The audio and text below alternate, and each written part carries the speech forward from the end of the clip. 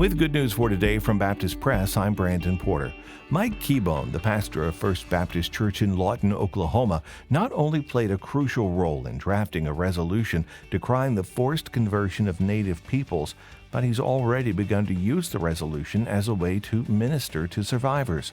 Keahbone, a Native American with heritage in Comanche, Kiowa, and Cherokee tribes, served on this year's SBC Resolutions Committee and helped write the resolution titled On Religious Liberty, Forced Conversion, and the Federal Indian Boarding School Initiative Investigative Report. It was adopted by SBC messengers in June. July 9th, Keahbone read the resolution from the platform at A Road to Healing, the tour event sponsored by the U.S. Department of Interior in conjunction with the Federal Indian Boarding School Initiative. Secretary of the Interior Deb Haaland, who attended the event, is the first indigenous person to serve in a presidential cabinet position. Senate Republican Leader Mitch McConnell said the U.S. Supreme Court not only rightly ruled in the Dobbs decision to change the landscape of abortion, but also made two giant leaps for religious liberty during its most recent term. McConnell, speaking to colleagues in the Senate, said the Supreme Court's term was its greatest in almost 70 years, since Brown overturned Plessy in 1954.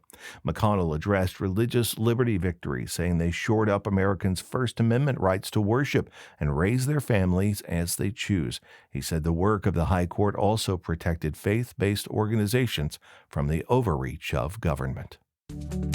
Good News for Today is made possible through our friends at the Voice of the Martyrs, a nonprofit organization that serves persecuted Christians around the world. Founded in 1967 by Richard and Sabina Wurmbrand, VOM is dedicated to inspiring believers to deepen their commitment to Christ and to fulfill His Great Commission, no matter the cost. Find out more and sign up for their free monthly magazine at vom.org/good news.